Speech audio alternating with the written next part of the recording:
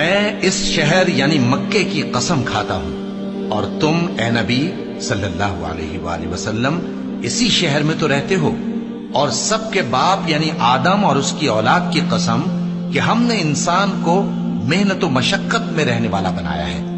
क्या यह ख्याल करता है कि इस पर कोई काबू न पाएगा?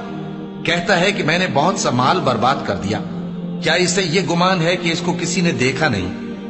भला हमने इसको 2 आंखें नहीं दी और जबान और 2 होंठ नहीं दिए? ये चीजें भी दी और इसको खैर और शर के दोनों रास्ते भी दिखाए।